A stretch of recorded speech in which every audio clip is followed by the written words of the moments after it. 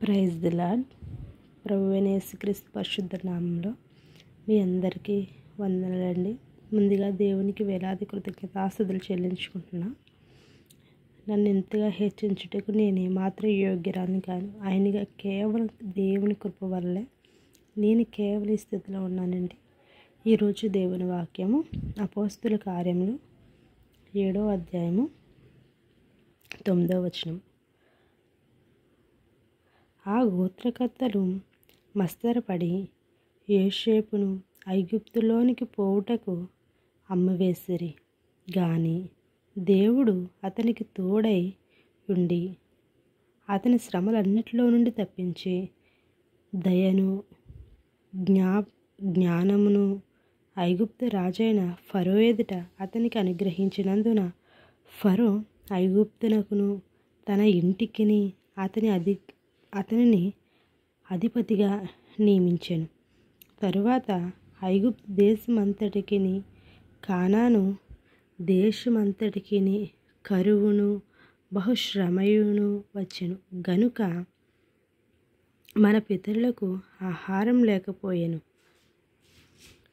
దేవుడు పరిశుద్ధ వాక్యం మన వెనుకలో దీవించబడును గాక. ఆమేన్.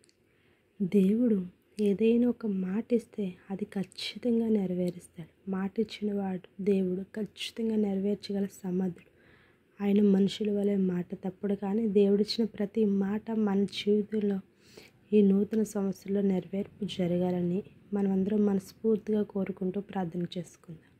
ప్రభువా, సృష్టికర్తవైన నా దేవా, సర్వాధికారి, సర్వం ఎరిగిన నా ప్రభువా, మీకే స్తోత్రం చెల్లించుకుంటున్నాను తండ్రి. ఇదిగో ప్రభా, నా జీవితంలో మీరు చేసిన మేలులు, అద్భుతాలు, ఆశ్చర్యాలు, ఉపకారాలను బట్టి నీకే స్తోత్రం చెల్లించుకుంటూ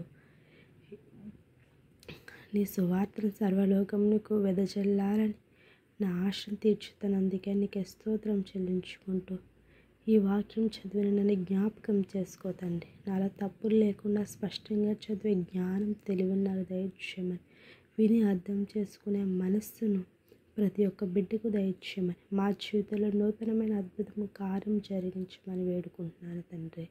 ప్రభువా, మీరు ఇచ్చిన ప్రతి మాట ఒక్కసారి జ్ఞాపకం చేసుకుని ఆ ప్రతి ఒక్క మాట నెరవేర్చమని ప్రభువైన యేసుక్రీస్తు పరిశుద్ధ నామంలో నిన్ను బ్రతిమాలి అడిగి పొందుకుని ఉన్నాము తండ్రి. ఆమేన్. ఆమేన్.